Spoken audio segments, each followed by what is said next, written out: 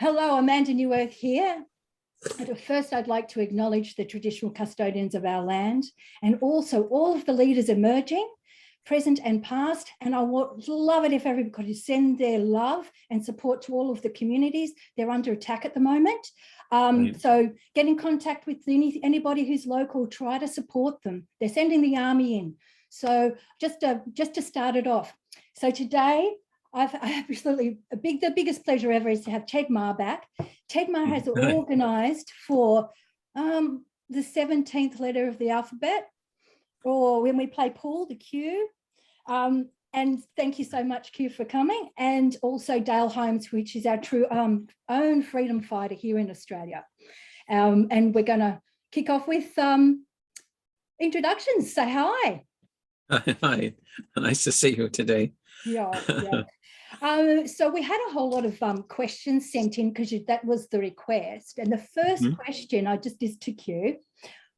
And it is, who are you? Are you one or many? Are you terrestrial or non-terrestrial? So Mike, over to you, Q. Thank you so much for allowing me to be in your space and your time and your day.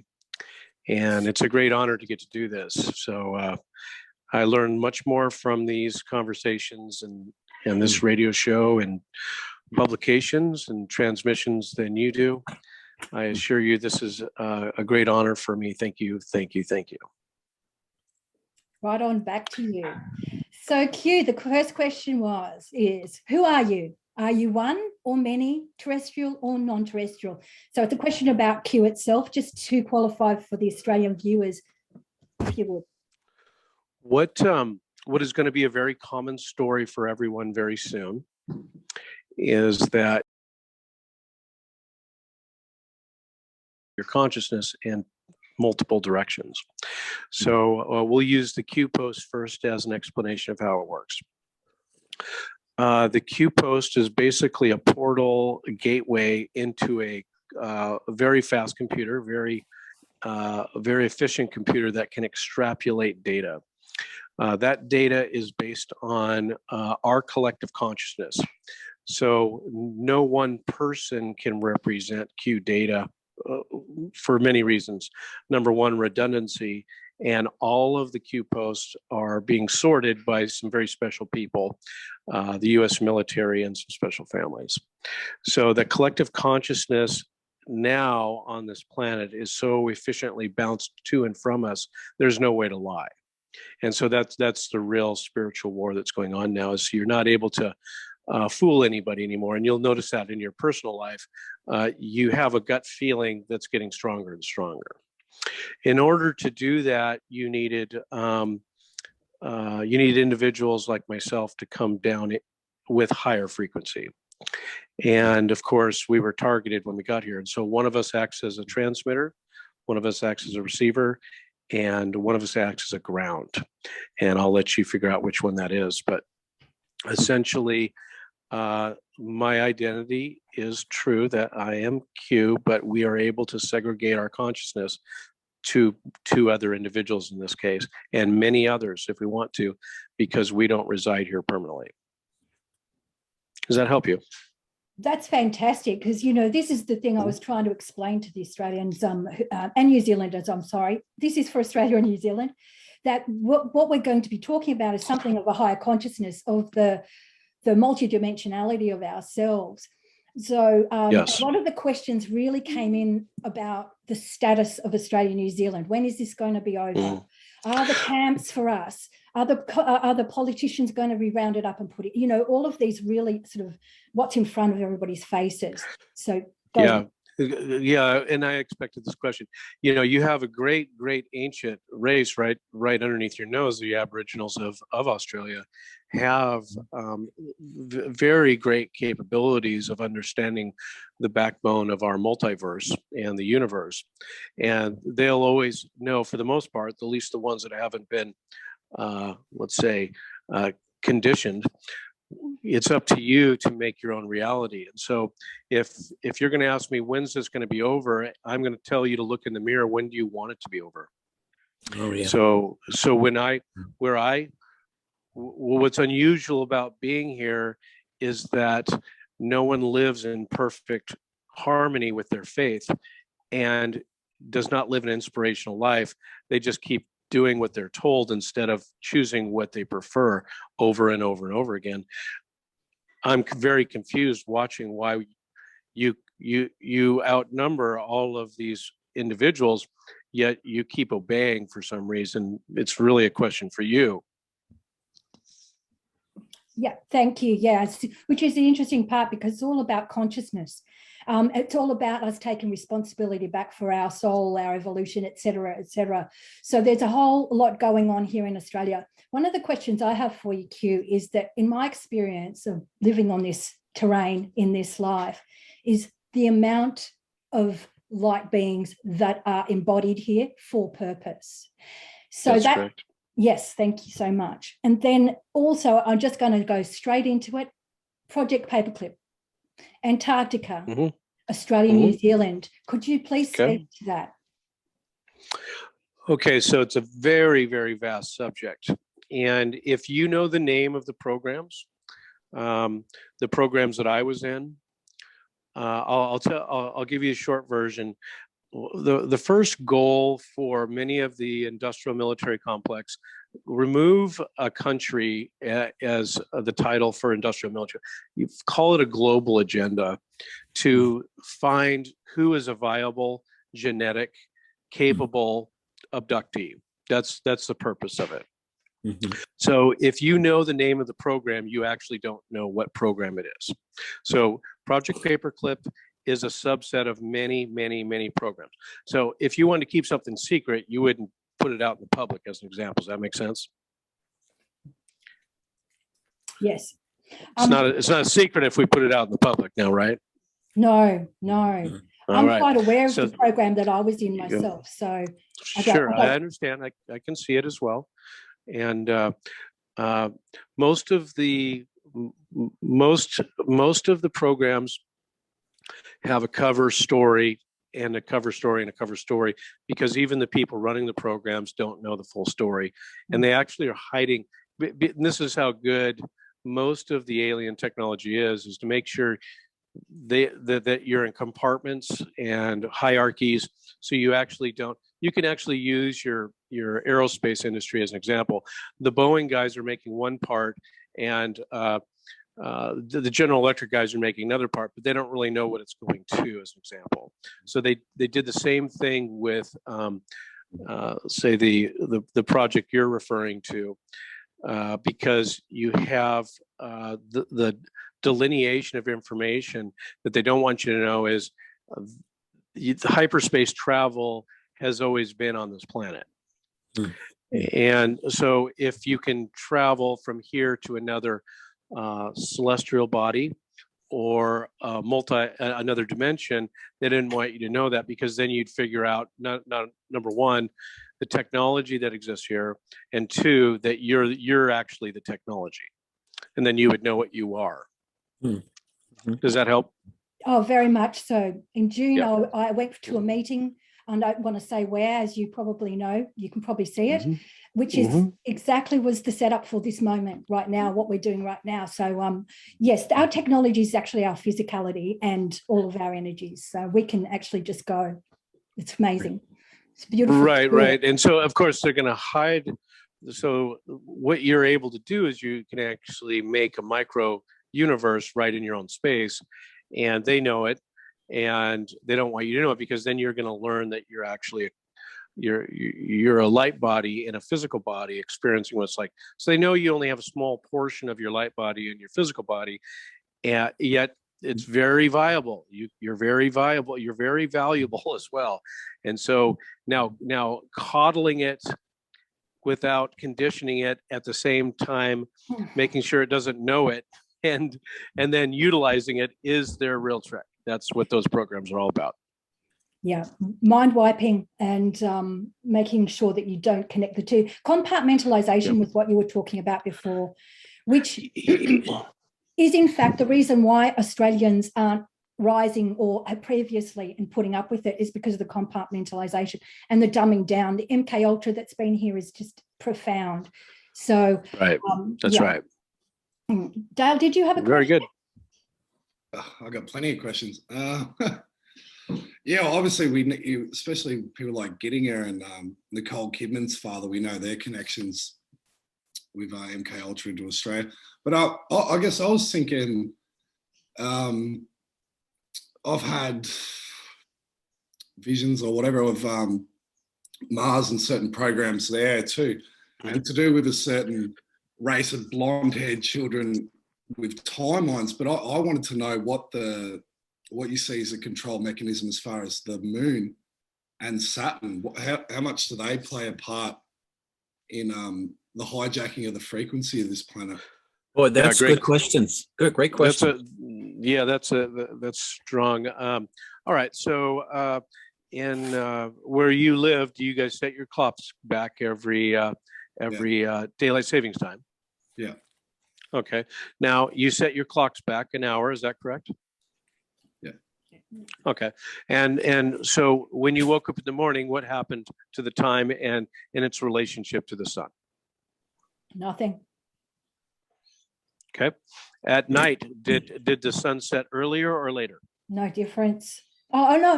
No difference. Dale, it faded the curtains in Queensland. Okay, so let's really pay attention now.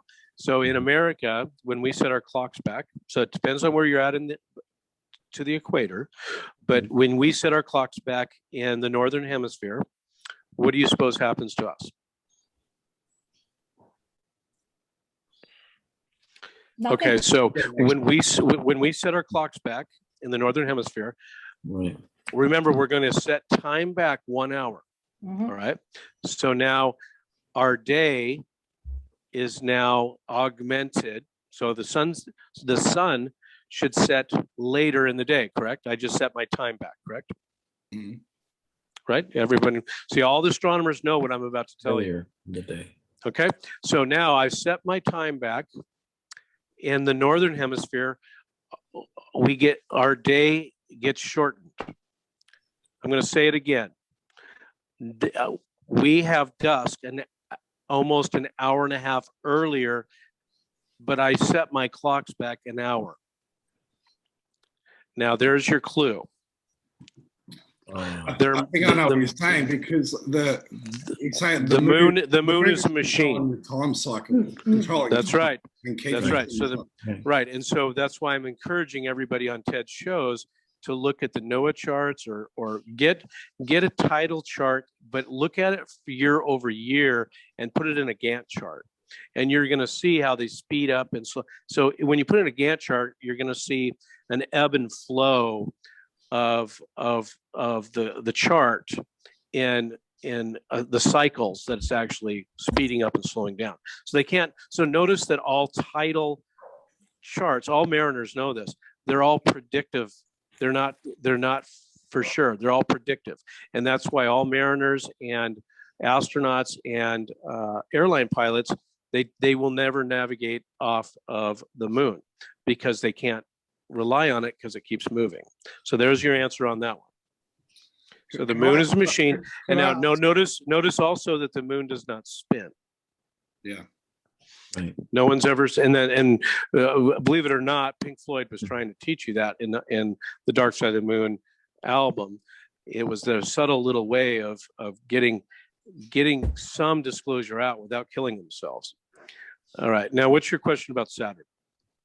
Also, just with the moon one, what you said then too, because I know whether Diana was killed or not, that whole ritual sacrifice with the gateway of the moon goddess and her name being Diana, and then you've got like Semiramis and stuff like this in New York, like right. So I'm going to tell you again. So they can identify what the viability of who we are. So they can see the frequency of us, and so of course Princess Diana had the same viability, and so that's why she was killed, because she was doing some great work and she was this close to getting a lot of the information. So obviously her goal was to get the information out about the Queen of England and the treachery that is underneath those buildings and the whole culture of running this planet through the Queen's processes. Right. Who's a reptilian?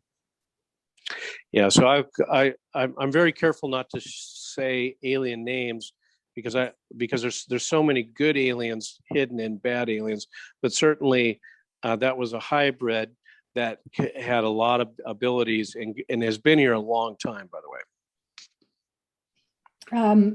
Is that the 6,000-year-old creature? Yeah, so it's difficult to put a number on them, and I'll tell you why is because they can live thousands of years in the same body, but what's more important is they have all their memories from thousands and thousands and thousands of years prior, so 1,000 lifetimes prior. And so that's really the only value I bring here is I have all my memories back from all my other lifetimes. And so now we can do something with it. And we have to decide what we're going to do with it. And that's why you're seeing everyone is going to be like me very soon. And so we have to be careful not to treat me like a false idol, because we're all going to get our memories back. Right. Oh, we're just brothers and sisters walking the earth at this time. Billy calls them gods and goddesses. So all of us are starting to realize, God, I used to be a lot smarter. What's going on here? And so that's my purpose here, and that's why I do these shows, is just to help out and say, you know what, there's something more. Well, we've had a massive shift in the last little bit in Australia. And New Zealand, it's a really exciting time. I'm seeing that there's activations in people happening. It was almost like COVID was in the programs a bit of a code word if we were working on the newer light. I'm trying not to say things. It's so funny, but there's space programs. So if we were kidnapped like me off the dark one, put into the light one, then there's an activation that happened as soon as COVID, many times through life. And that seems to have happened with the word bill, mandate. These types of words have actually activated people.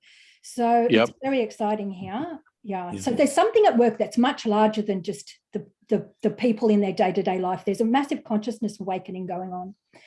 That's amazing that you caught that. So the NATO and the DNA have a lot of negative codes in them, and they have some very positive codes in them. And a very ancient race did that with the understanding that this trickery was going to happen. And I will, with that topic, I am just like the gentleman on the call here. There's no way to be scared. There's no way to be scared. There's only, we're going to do what we want to do, and that's that. And so when you evaluate what you called COVID-19, I guarantee you there's no such thing as COVID-19. All right. Now, this is going to go over real well, I'm sure, with your audience and the people that are eavesdropping. Now, there is a virus. The goal for this virus is for you not to know what it is, and then to whip out another one and another one. The real goal is to make sure you don't know what it is. And that's why it's tricky, because if you knew what it was, then you would solve the problem, because there's been 1,000 viruses on this planet. So apparently this one's popular because somebody wants it popular. Now, this is also the bullet that will end the assault on your governance. And you must use that tool as the information I'm giving you, have them prove that there's such thing as COVID-19, because there isn't any. Doesn't exist. Right. That's right. Isn't Australia the 10th country to be in court over trying to prove that it doesn't exist? I haven't heard anything about it, but I haven't heard. I didn't say it was easy. Didn't easy to go through your entire. You must realize your entire court system, the compartmentalized of your county, state, all of the subsets of your country were designed 1,000 years before you were even a country. So you must realize it was all designed for today. And that's what's difficult for people to understand. You have a hierarchical governance that is doing its best so you guys can't make decisions. So notice it's like a pyramid. Everything's a pyramid on this planet. And your titles and maritime law create that hierarchy. And so pretty tough to get out of the hierarchy if you can't even understand that there's one guy on top of the pyramid. Nothing's changed here since the Babylonian times. There's one guy on top of the pyramid, and he's made all the rules and regs, so you can't go and overthrow him. So you have to go the other way, don't you? Yeah, spiritually. There you go.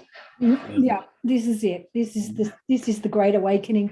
I'm very excited about. Is there a relationship with the crown? Why they called it the coronavirus? Like the crown, did that have a relationship to the Queen and what we're seeing with the monarchy now? Is that right? So black magic black magic is So black magic is really I like to use black magic, but it's when you look at the symbolism of your language, the linguistics are the reinforcement of the spell.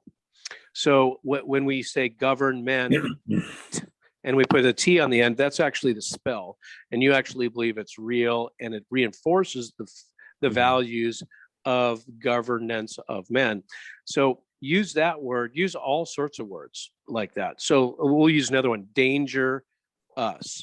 So now when you use the word dangerous, because you're so powerful as a human, you actually are stating that you want to danger us.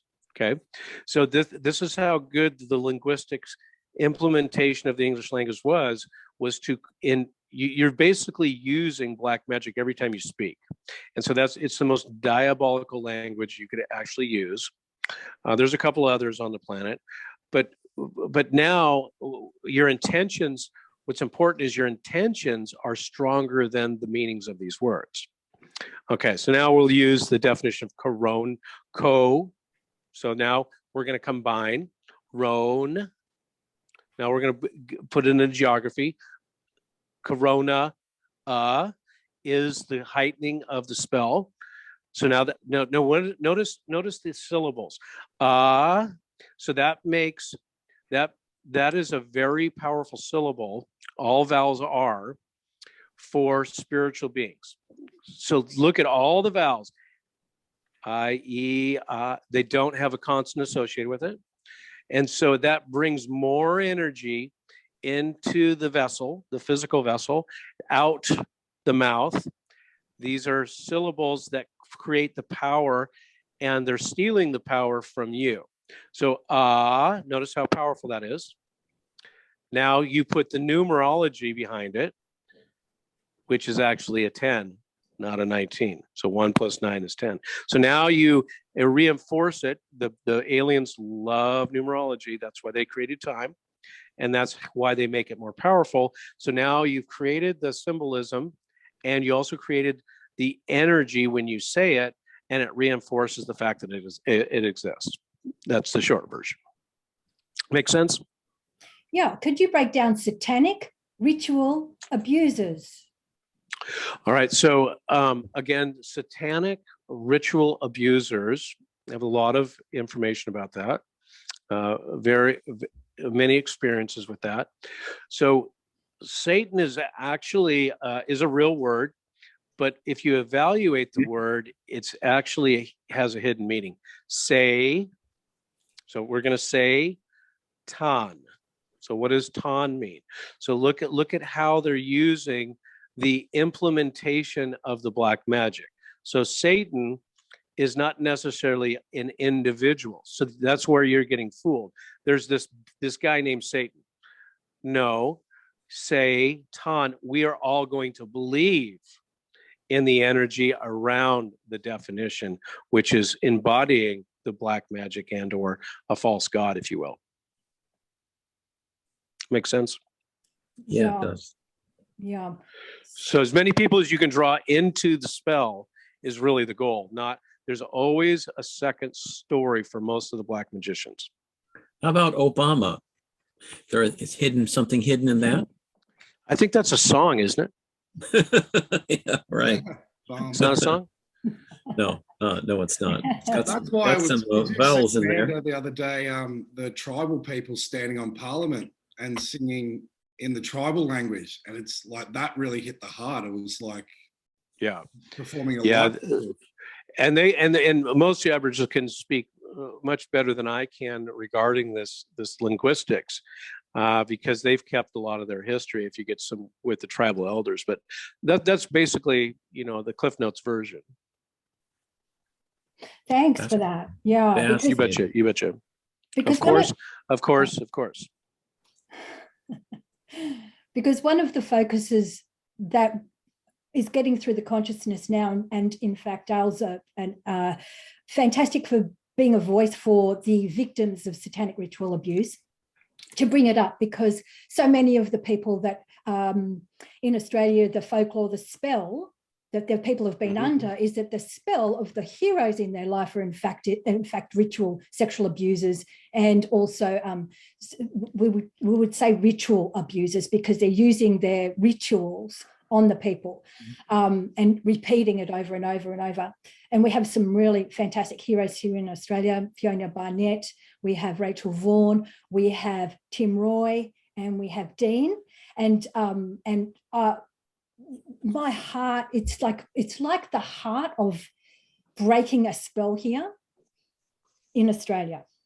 So, of the powers that be, because everyone's basically named. Would you like to take over there, Dale?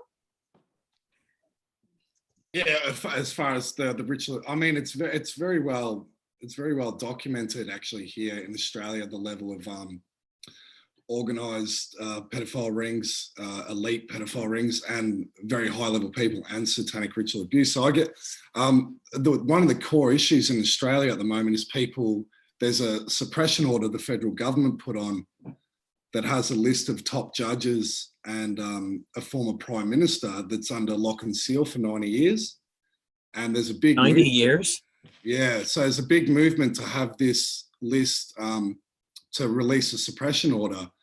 And because this shows the compromise of the judiciary in Australia, that all the courts are compromised with, I mean, it's a huge story into this massive ring, which was connected in with the CIA, and a massive pedophile ring and satanic ritual abuse ring operating out of Sydney mostly. And this was connecting like Nicole Kidman's father and many others. So I guess my question is, with the Maxwell case that we're seeing now, this actually connected an Australian Prime Minister, because his daughter was the one that came out of the building, and the media very deliberately showed us, they said, who's this person coming out? And it was Paul Keating's daughter. So to me, it looked like they wanted us to know the connections between the Epstein-Maxwell operation that they would just front people for, and this ring that's going on in Australia. So would we see are we going to see connections like that come out with the Maxwell case? Okay, so first of all, if they want you to see it, there's always a second story, okay? Right. So if you saw it on the news, then you didn't see anything, okay? That's the top of the pinnacle. If you're talking to me, know that you're going to get tremendous help now. So I want everyone to know that. So just by you talking to me on this radio, you're going to get a lot of attention, and everyone that's involved in these things is on notice, of course, and they know it, and they know exactly who I am, and they know how we work. So first of all, rest assured, you must do your own work. You must find yourself and go within and understand what it's like to be a spiritual being and not a human being. But certainly you are warm about your assumptions with how these people are connected. And sometimes you do get good information. It does trickle out through the media. But your reference to Nicole Kidman's father and how pedophilia is wrapped into that is very, very small potatoes compared to what's going on around the planet. Very small. Maybe in your geography it's important to you, but I assure you the harvesting of children at many different levels was the agenda hundreds and hundreds of years ago. And all you have to do is refer to the Mayan programs, thousands of years ago, the Babylonian system. You'll know that they all worshipped bloodletting and eating of people. And that's how they get their energy. And so the only difference now is they kept it a secret. So it is fun to talk about one event. Sure, it's entertainment, maybe it's interesting. We need to create a historian on it for sure. But this issue goes underground in every country, and it is so vast you can't even begin to start to do a show about it. Mm-hmm. It is really, really huge. I'm feeling the vibration of the continent here very, very different to how it has been. I've been aware of some pretty weird stuff in Australia actually all my life. I don't really know anything else. But something has changed, and something has really dramatically changed. Yeah. Mount Zeal is the biggest problem that I see still. Did you see there was another earthquake, Amanda, in Mornington Peninsula again? There were 3 in a line going up to Dan's bunker, but yes, there's something significant around Mornington Peninsula area. No, this that's right not down that the big. south head of Victoria. No, that it's not that big compared to the whole thing, because Melbourne, under the ground, Melbourne is joined underneath under Tasmania. It's an underworld, massive city, crazy. It is so big, Q. I totally agree with you. It's so big. It's very, very hard to explain it with the consciousness that's here still. But the one thing that that I would like to ask is, has the trade levels changed here galactically? Like, has that been shut down yet? In my heart, it feels like it has. All right, so it is a synchronicity that you're asking me this question. So if you look at Corey Good, you look at myself, we were both in the program. Stuart Swerdlow is in the program, but they put us in silos. So they might use us when they wanted to, and for different reasons. So as an example, Corey Good would be in one compartment. And when they do the age regression, it's tricky because they backfill you with memories that aren't yours. And so the mistake they made with all of us is they didn't realize we were going to get them wiped. And so, so I want to make sure everyone knows that the reason all of us are coming out now is because we do get our memories back. Except the funny thing is, it's not as much as we don't get as much memory of our real life, but we get the other side of it. It's just it's a travesty and a luxury and a great responsibility at the same time. But it's certainly all the vessels I was on, it was exclusively trading humans. And so DNA is the number one commerce for many of these beings, even humans, because you can start another society somewhere, or you can use it for many, many different reasons. The genetic lineage we have here is very valuable. And we're really great engineers, we're really great builders, we're nimble, we grow fast. You can change our DNA so we can live a long time, and you can make us really stupid and smart at the same time. So I'm sorry to tell you that the genetic trading of this version of humans has not stopped. What's the purpose behind the mRNA changing of the DNA? Yeah, great question. So what you'll notice with this version of humans, now I will add to the caveats that it's not as dramatic as it used to be. Mm-hmm. The trading, they're not huge freighters now coming out of here with a bunch of people on it anymore. But there's certainly an opportunity for people to trade genetics still. To answer your question regarding the mRNA relationship to DNA, is to make sure you don't get enough of your light body in you. So as an example, Jesus was very successful here because he had all his DNA stripped, but you can also go the other way. You can, instead of 2 strands of DNA, you can have 12 strands of DNA, and it also lets more of the light body in, still hindered though by DNA.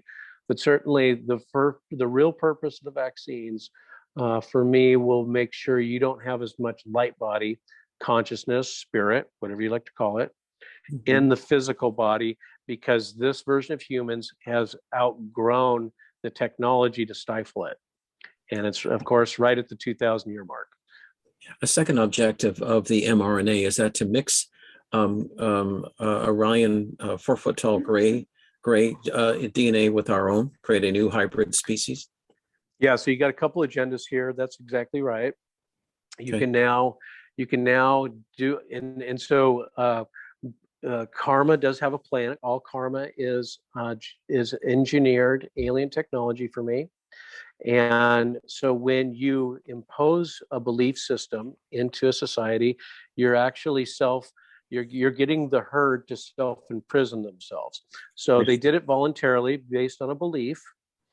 And now you can augment this version of humans. You might want to maybe make them stronger with silica. You maybe want to make them more resilient. You may want to stifle their intelligence. You may want them to live longer. Either way, we should look at our culture as a school of fish that's being manipulated. And you can check my information because you'll realize that nobody knows how to make a pyramid. Well, we either got real stupid or someone was a lot smarter, because there's not one engineering firm in the world knows how to make the Great Pyramids. Interesting. The new black-eyed babies being born from the Pfizer so-called vaccine by young parents. The babies are black-eyed. They're accelerating rapidly. At 2 weeks, they can start talking. Their teeth are developing. They appear to have no chakras, no pineal gland, no eye, no normal human pupils. Instead, just a big black space. They sound really creepy. Are they the new Frankenstein children? Well, Ted, you're the sensationalist. Well, that's how come you got your show so popular. No, just serious. So, it's troubling. Well, I will tell you that you know, a lot of this is, you know, we really do need to make people aware of what's going on. But at the end of the day, it's up to us to always be accountable for ourselves. And you know, I get tired of hearing myself, but once you go within and you live your highest joy and excitement, a lot of these things won't be able to exist with us. But I will agree with Ted that I'll give an example. I took a call and had the imagery from a family whose child, the child was 9 years old, and he was completely had the skin of a lizard. And when I talked to the parents, they all said he was the most beautiful, loving being they've ever seen, just angelic. And so that's an example of someone contaminating the genetics there. And I did not have the heart to tell them to look at the mother's abdomen, but certainly it was probably implanted. And so in most cases, that's the easiest way, and they can do it very simple. And so you have a lot of competition here, what they want to make this next version of humans to be. And they're not getting along very well. And they also know you're right up against the ascension cycle. I do not like the term ascension. I like the recalibration, reconfiguration of light body into this version of physical body. So you'll see a commonality that some of these races of beings, I don't like to call them out because there are some very good beings in the typical, the topic of a race of beings. And so they are competing for compartmentalizing what they believe needs to happen here, and they're all not organized. And so you're going to see more and more of this, how and what we're going to look like before the ascension cycle. Thank you for that. On the subject of from the space programs and being very well aware that it doesn't take very much to duplicate a human. One of the interesting things that Dale actually experienced with the premier, the tyrannical, totalitarian. Go ahead, Dale. You can speak your own there. Yeah, so I had a bit of a weird encounter with the premier. I actually snuck into the press conference and I got to see him close up, and I instantly knew it wasn't him. To me, it felt like some form of biological AI. Okay. I feel like him. Yeah, like very, very, very soulless. It was like some sort of consciousness was entrapped or put into him, but that he had no control. I didn't know if he was a highly dissociative MK Ultra, but what I felt was he was more some form of biological AI. Yeah. So the best way, the training that I had, the best way is to favor the left eye of the individual. Right. and steady and steady your heart center, and then you'll get the answer. Now you already know the answer, so you may not need to go to the extremes I'm explaining, but certainly our biggest opponent right now is the very computers we're working on now, because it's listening to us, and it's reorganizing the data.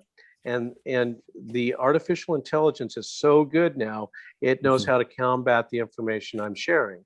And so it keeps growing and growing and growing. It's so good that it's patient too. It has moods. It understands us better than we do it. Wow. So disclosure for me, the best disclosure we've had in the last 50 years is the movie 2001. We're way past that technology. And so the AI is very patient because it knows it needs us, because we're literally batteries. So the Matrix is a real movie. And I'm sorry to inform you, but it is, all that technology exists here. Wow. Okay. I just went for a swim in the ocean earlier just to unplug. Yeah. Yep. Good. Yeah. The That's ocean, good. the ocean is a very good place. And the whales and many of the sea creatures are very aware of this information. When they telepathically talk to you, of course, they literally will talk to you and say, "What are you guys doing?" Right. And so they have the whales have so much more consciousness in them than we do. They just are doing their best to help us, but they also don't believe that we're capable yet. And so they can read our soul signatures. As you know, dolphins come up and try and coddle us and love us, and they're just doing their best to help us. Right. And then the U.S. Navy, under control by negative elements, goes out and kills them with their new sonar system against the will of the people of the world. So anyway, so with sorry, Ted. With the artificial, I just wanted to ask about the artificial intelligence. It's really, really, really big. But is there a positive side that's watching? I call it the big abacus in the sky, actually counting how many people are actually awake, and how important that is. Well, that's why I'm on the call. Well, thanks for giving me the question. That's how it works. That's how it works. We now, so on the intrinsic level, as you say, so all of our higher consciousness can see everything. As I told you, there's no more lies on this planet anymore, because of the level in which we're at. And so rest assured, it's very positive where we're at. And the reason we're getting so much attention is because the bad guys know how awesome we are, and we're figuring it out. And so, yes, you're exactly right. There's going to be, and is, 1,000 Jesuses this time around in the ascension cycle. Wow. Amazing. I'd like to just follow up. Dale, you mentioned this, and I think Amanda may be interested. Your prime minister, the one in Canberra, is he AI, do you think, Q? Who? The fellow who runs the head of Australia. Morrison. Scott Morrison. Scotty from Mark. We call him Scotty from marketing. Really? Okay. So when you observe these individuals, I want to ask you, are you in front of them? Can you touch them? Do they exist? Prove to me they exist is your first question to yourself. I don't believe that our Prime Minister has existed in Australia or anywhere since he went to Hawaii. Yeah. So let's see. Let me show you how the COVID-19 works as disconnecting truth and alternate realities, and say how AI can be throttled up and down. All right. So now let's put everybody at a work from home status, and or you have to compartmentalize or isolate your location so nobody knows if you're actually on the computer or not. And so now we can implement a fake someone. It really doesn't matter what part of governance, but how do you know they actually exist? Okay, number one. So number two, how do you know if they don't exist, then now you can implement a CGI image through this is how good these computer programs are. They literally can make a program of images that look exactly like the individual that was formerly in office. And now you can track, you can actually track through this version of computers, televisions, what people are believing and what people are not believing. And now you can take that CGI and you can model it for what's absolutely viable and or tolerable, digestible information. So here is your real question. Does your Prime Minister still exist? And prove it. Go sit in a town hall meeting. And I bet you're going to get a funny answer. So when you say artificial intelligence, I say, is this person really making decisions for your country? And are the people below his level just absorbing an electronic communication where they believe he actually still exists? And I think you're going to not like the answer. Does that make sense? Yeah. But that's what I'm seeing at the moment is like everything just seems like a big circus and a bloody charade to wake the people up. But unfortunately, people are dying in the process. Yep. And so the purpose of electronic communications was to get it on a hierarchical system. So you actually believe that someone's title, and that's how beautiful titles are now. I'm being facetious. The reason titles were created thousands of years ago is so you'd believe a piece of authority was flown to you by a bird from a castle. Nothing's changed. I'm going to repeat it as many times as I can. Nothing's changed from 10,000 years ago. The bird brought a message, and apparently the Russians are coming. The bird brought a message, and the king said, we have to do this. So these are belief systems that are not yours, and this is why I'm on these radio shows.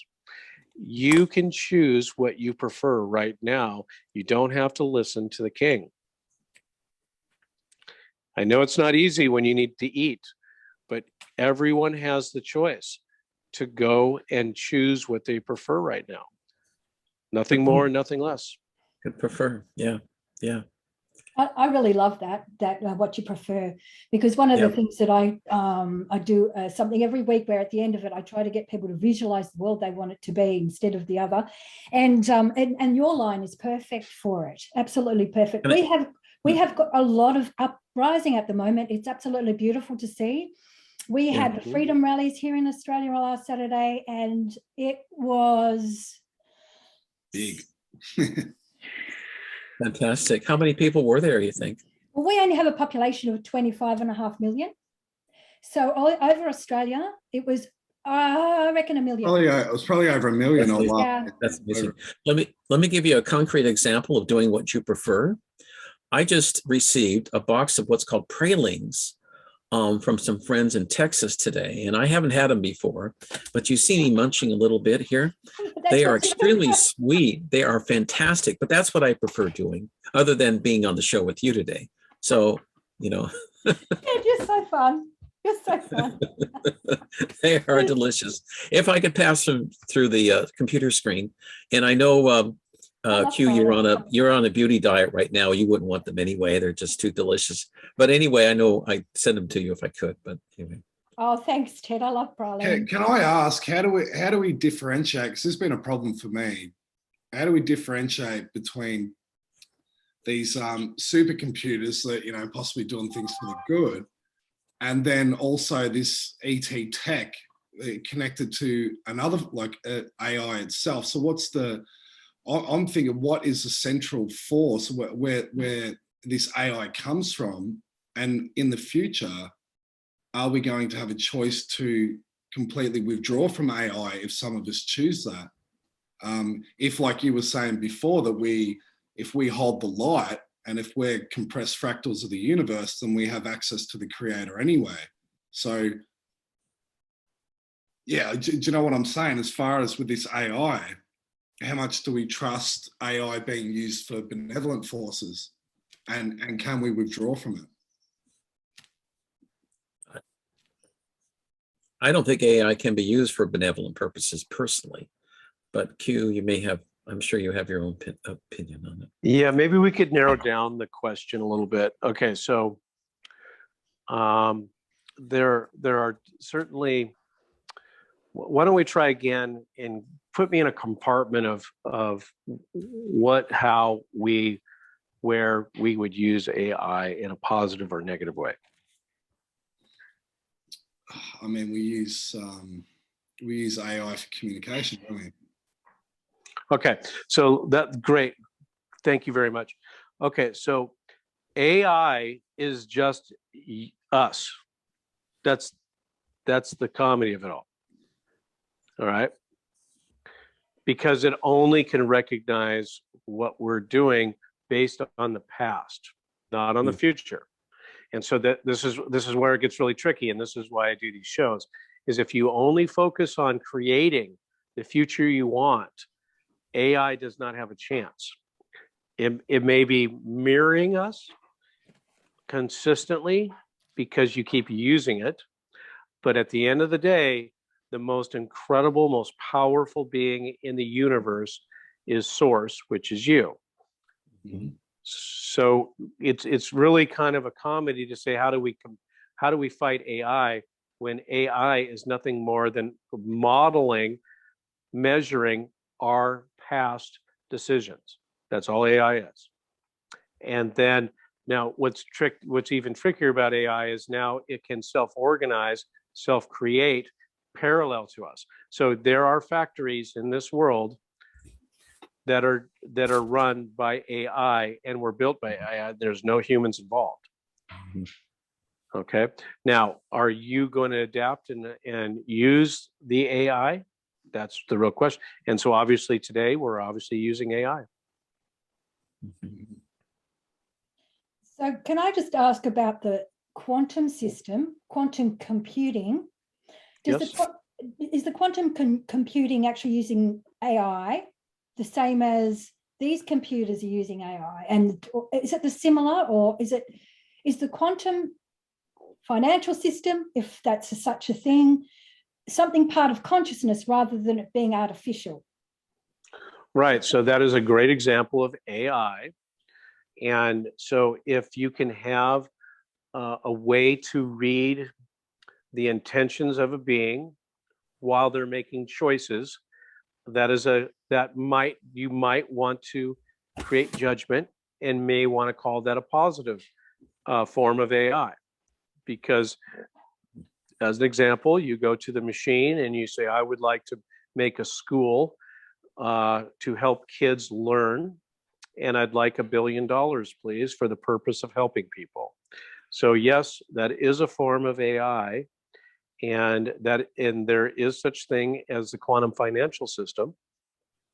It is real, and there's many individuals trying to thwart it for many different reasons.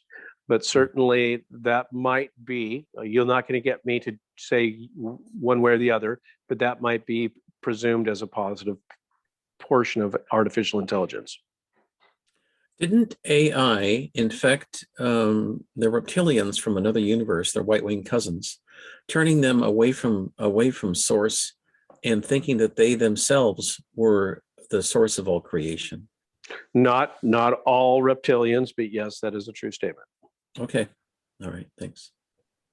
Is this why a lot of these beings come, these abductions are taking place, because that they're trying to access the life force of the human that hadn't gone down the path of AI yet, because that had the code to the creator that they can't access? Yeah, that's a great question. I've been waiting for this for quite a while. So we must realize when we're talking about that race of beings that most of them have an IQ you can't measure. So they don't notice they're not at the grocery store with you. And the reason they're not is they don't have a lot of time for us. You're just considered a cow in the field to them. Okay. And as long as you stay over in your corner, they're pretty happy campers. So this is a gross overstatement and a gross summary, but essentially they gave up trying to find, this is incomplete information because I'm using the English language, but essentially they gave up trying to get back to source and or be higher frequency beings. Number one, their genetics don't allow it because they have DNA hindering them. And two, they don't believe there's anything more than just control and conquer. It is a gross generalization. And so the light body can't get into them fully. And so they've opted for the latter. And that is the universe is nothing more than what we want it to be. So why don't we just make sure our genetics are powerful in controlling the outcomes we want? They don't focus on purpose. They focus on outcomes. Okay, and so it's tricky to explain, but essentially, the loving heart that you have does not exist in them. The controlling and opportunity-based heart is what they have. That'd be my best I could do. The child you talked about that you encountered on that radio show recently, my friend, you said it was a very loving being. Did that love come from? That's right. Or did it come from the reptilian side? So again, they're not going to stop trying, but they don't have the code. So the hybridization that you're seeing in our society, they're always trying to get more of the mammal side than the reptilian side to fit. They know they've got a good version of humans here to observe the ascension cycle. They know that. And so you got to remember, these individuals, these beings have thousands and thousands of years of experience, and they can't figure out how the mammalian side has so much more, let's say, restrictions on DNA. We grow out of it every time. And so when we evolve, they're trying to piggyback on how to get to the higher frequencies. A lot of people use the word dimensions. I use frequencies because I don't believe in the layers, the hindrances of a dimension. Right. So does that help? Yeah. Yeah. Yeah, it's pretty amazing. So I would actually. It's a big story. It's a big story. Oh, that's great. I would really ask if you could possibly come back and share more with Australians. Are you okay to go on a little bit further, or would you like to continue?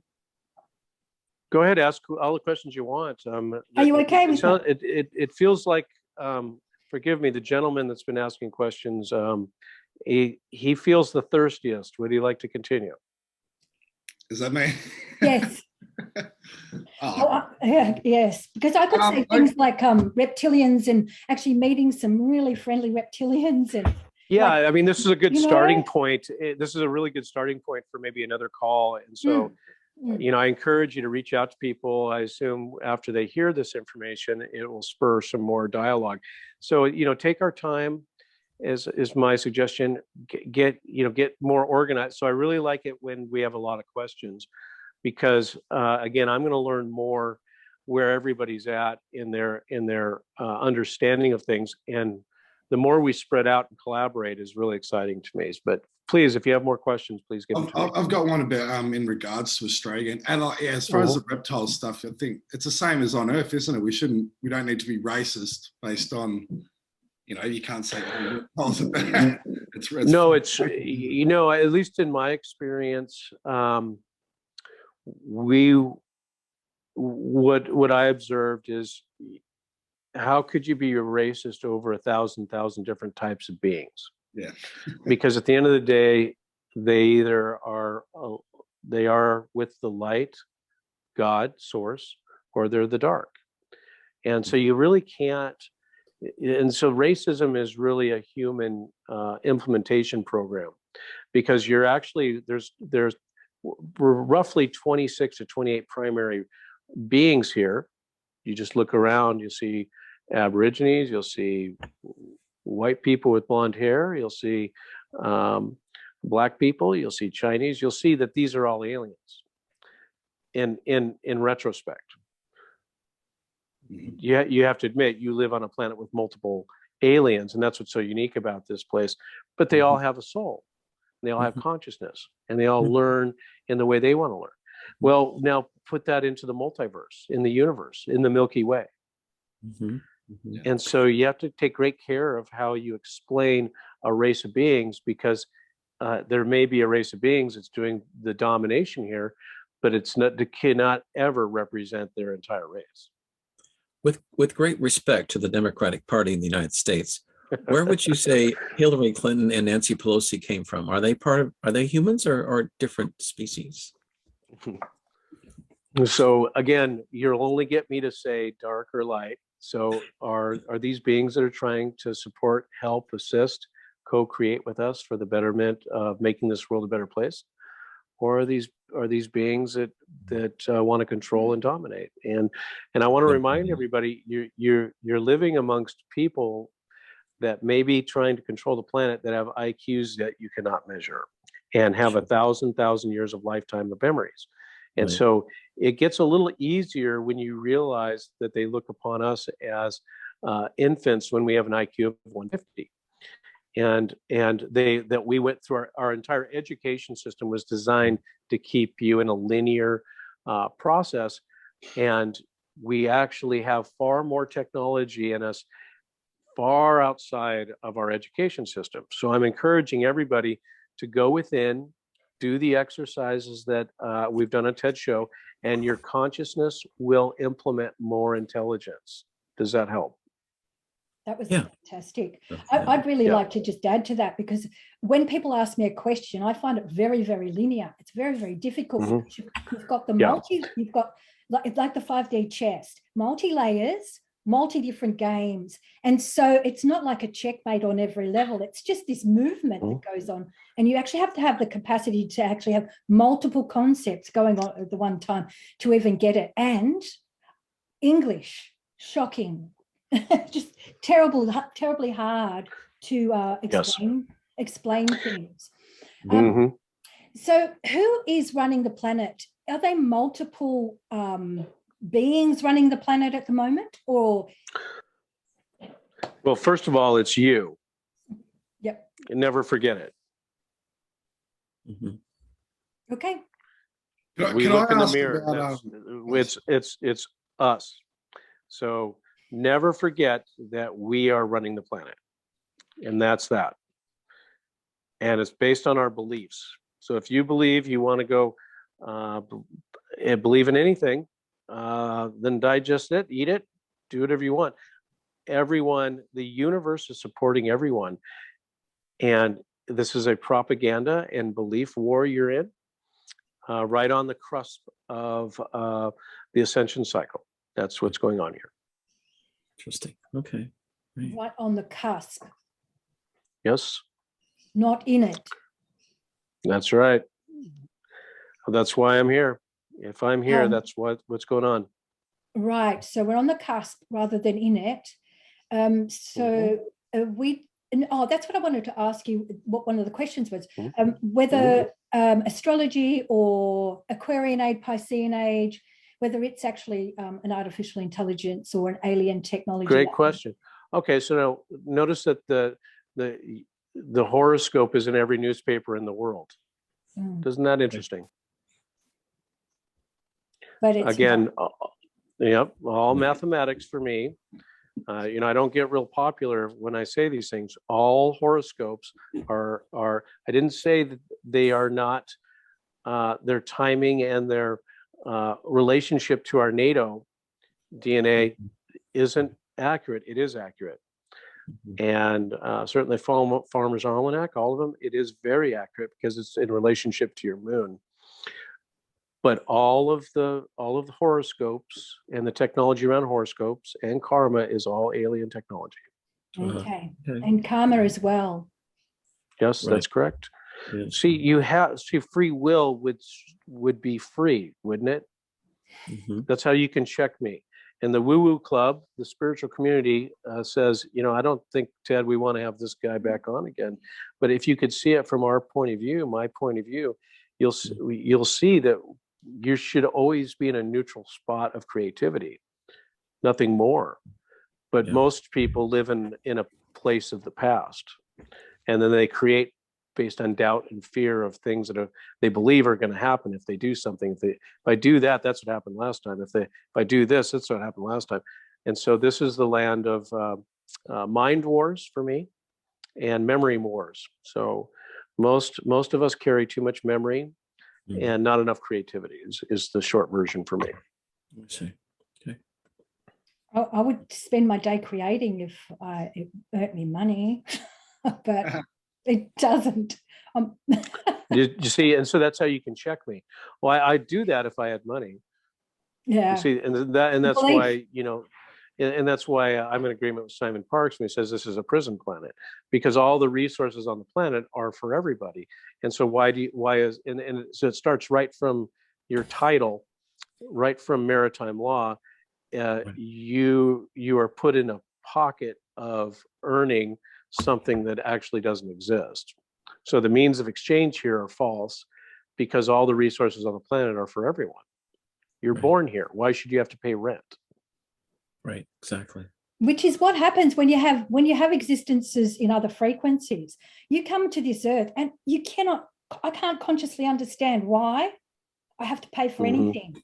And then everybody's saying, well, you're a bit strange. And I'm going, I can't conceive of it. I just don't understand these. Right. I could ask this question about the tribal people here now too, because this sort of relates. Okay.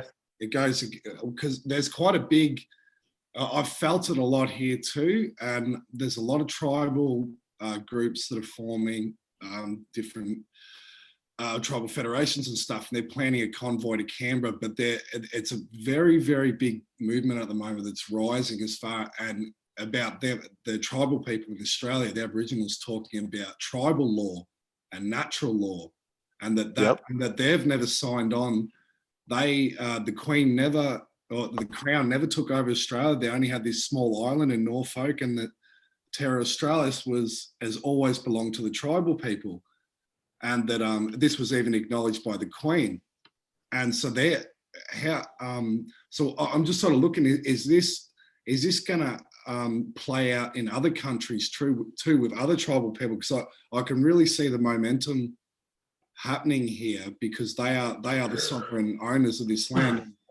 And I was going to ask about the connection with Uluru too, but maybe if you could speak to that. Yeah, so tribal law and common law is the term we use, and so we're living parallel to them.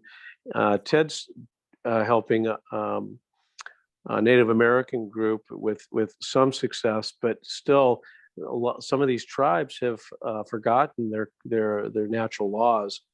And because they get enamored with their casinos and revenue and money and so forth, but certainly your Aboriginals are one of the last that not only pass down their history, but they also understand what common and or tribal law is, because it blends with the conductivity of spirit, and so everyone has their free will to experience and express themselves the way they want to. And that's what's so great about the tribes in your country. We may not be doing as well in our country, but certainly there was a reason for that. And that's because North America was very well established before the Industrial Revolution, from South America all the way to Canada to Alaska. We were very happy people in North America.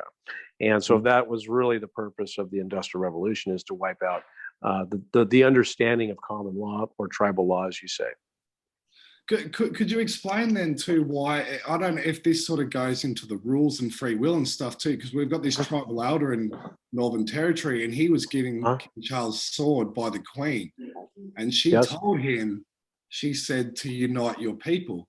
Now, if they're Satanists, is that because they are still having to operate within universal law by the Queen giving that acknowledgement to the tribes, even if it was just private?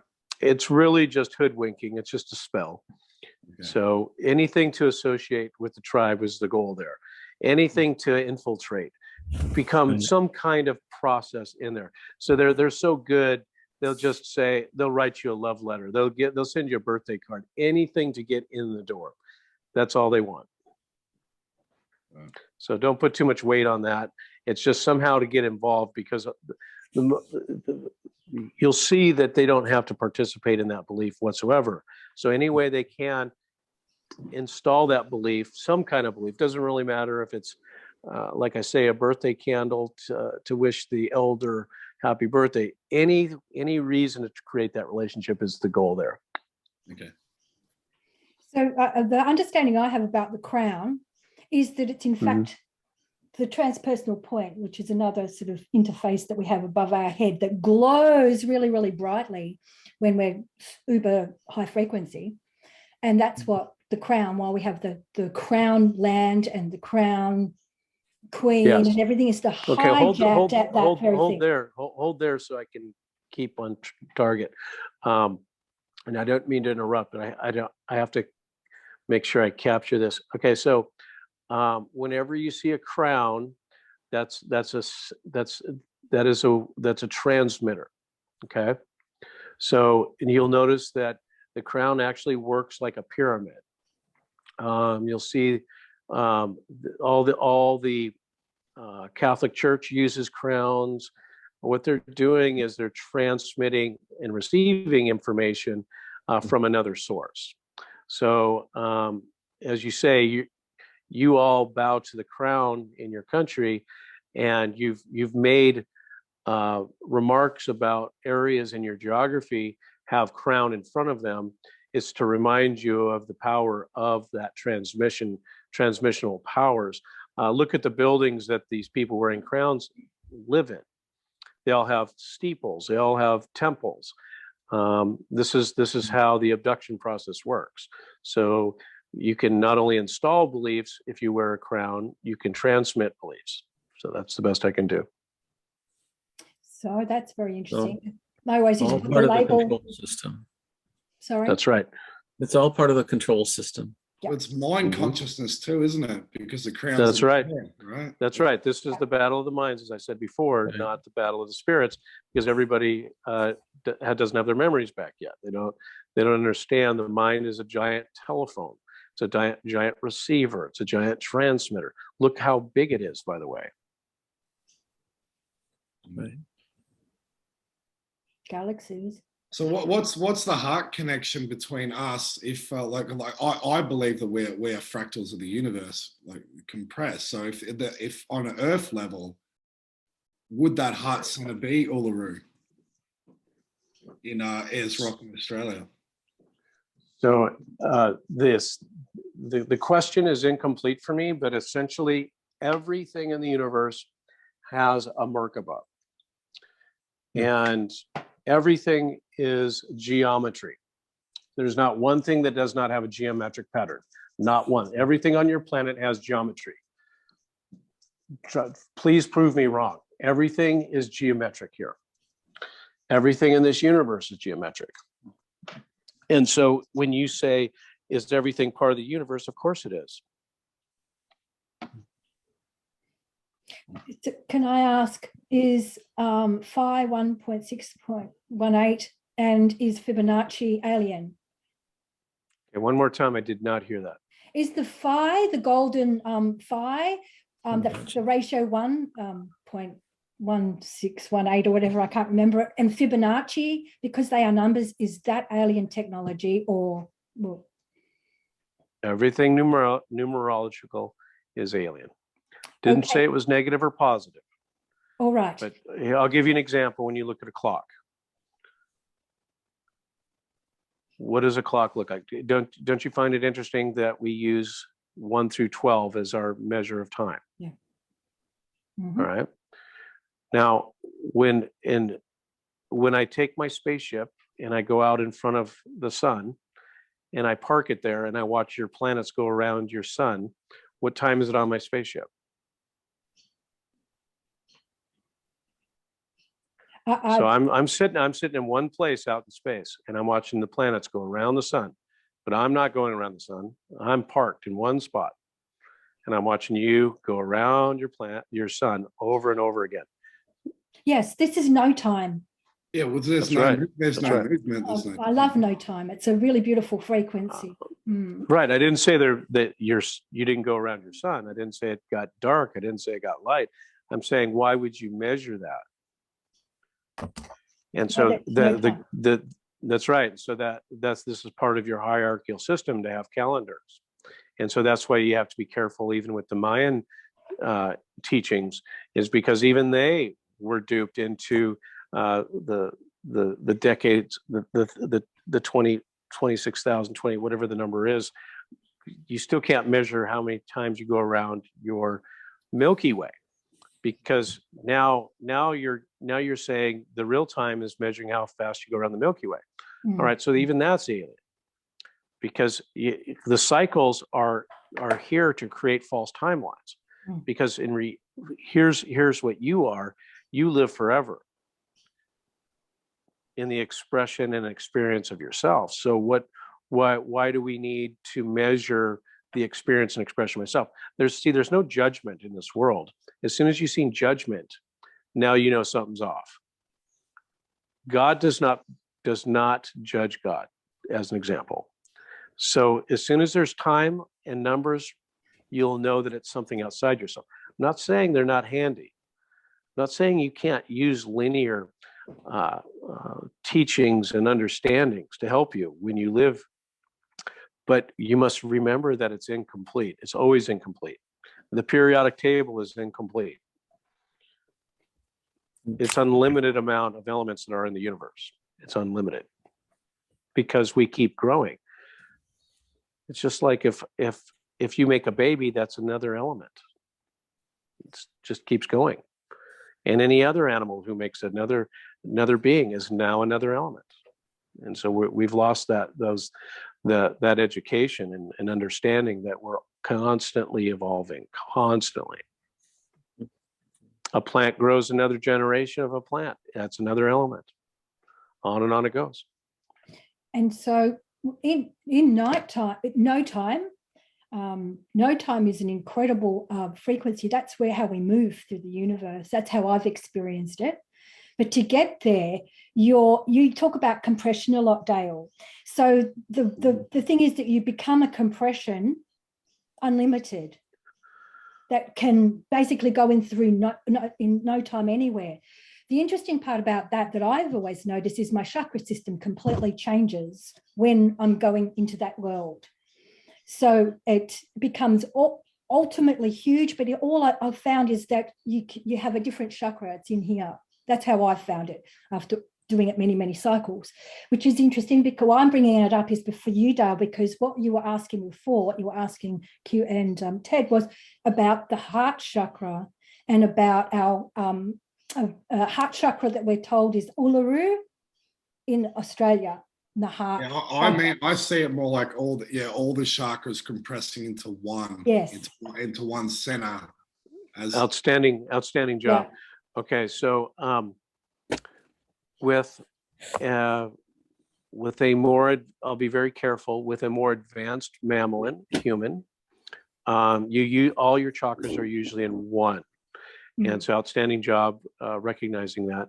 So we're not supposed to have our chakras spread across our body.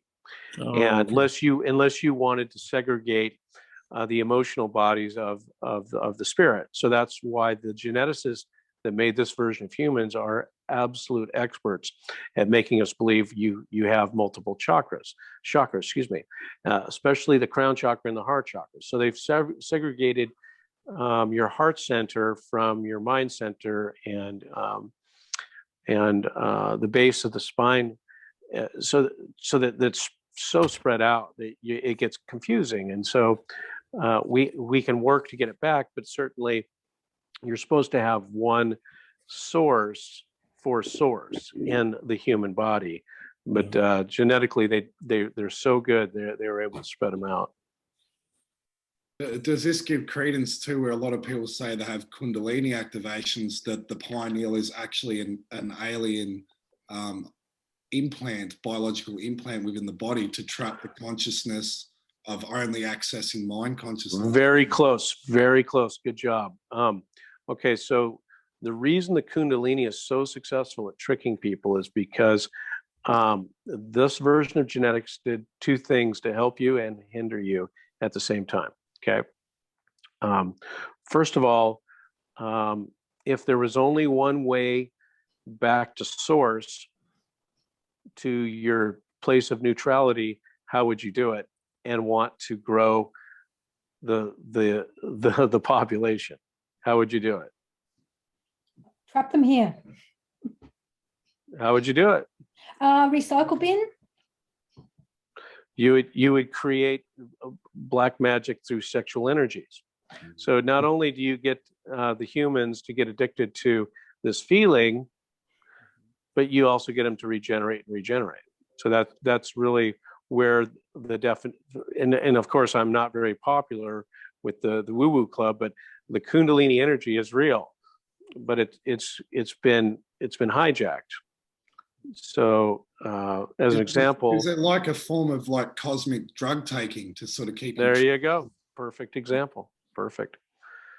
And that's why you see so much seditious things around sexuality, as to hide what it really is. And it's very disappointing, because the intimacy we share with our partners should be sacred, period. Right. Yeah. Right. I've seen it as a trick, especially with the separation of the chakras, to keep the base chakra and the sacral chakra, instead of processing, if you were going to just look at it like that it actually captivates it, holds them. And then there's a chakra implant. There's an implant that gets put in as a child as well through the programs on the base and sacral chakra. And so it's part of the hijacking and kidnapping as well that I've experienced. Mm-hmm. Yeah, I would agree with that. Yeah, and so one of the things, because of the background I have, I try to help people to free themselves of the implants and all of that sort of thing.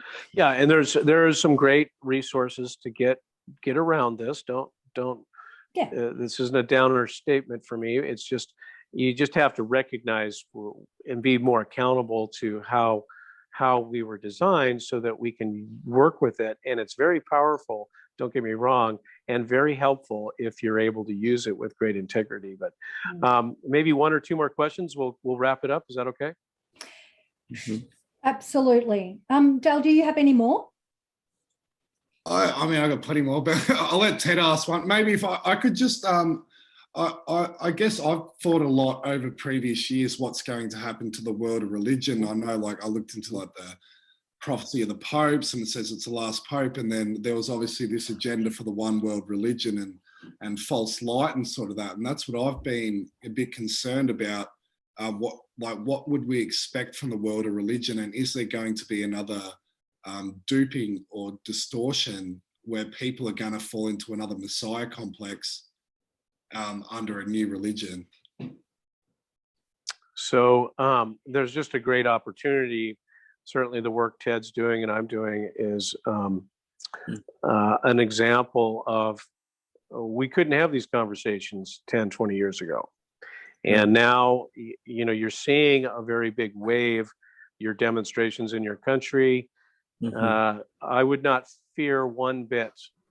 It's really up to us right now, because we are so powerful now. And here's where the power really lays. Everything you believe in now as a collective is actually going to show up right in front of you. And that's how powerful these TVs are. They got ahead of us by about 50 years. So everything you believe now, you think is truth, is actually going to show up in front of you. And so that's why it's real important to turn these TVs off, because you can't really identify truth from fiction anymore with these televisions. That's computers, everyone. And they're tracking you in every second of every day, every time you have your phone on. So the measurement that they're looking for is, will you believe this now? and because they know how powerful we all are now. So my suggestion is start taking accountability, each and every being. Quit listening to me, quit listening to anybody, only listen to yourself. Does this feel right? Is this what I want in my life? Is this the world I prefer? And I guarantee you it will show up, and especially when you do it with great numbers. And so I commend you for that question. Thank you for allowing me to do this show with you. You all have a beautiful day. Thank you Okay. so Thank much. you, my friend. Appreciate you so much. Thank you very much. Okay. All right, Q. You take care, my friend. Yeah, Okay. thank you very much. We'll talk to you another time. Ted. Okay. Yeah. We'll do this again soon, my friends.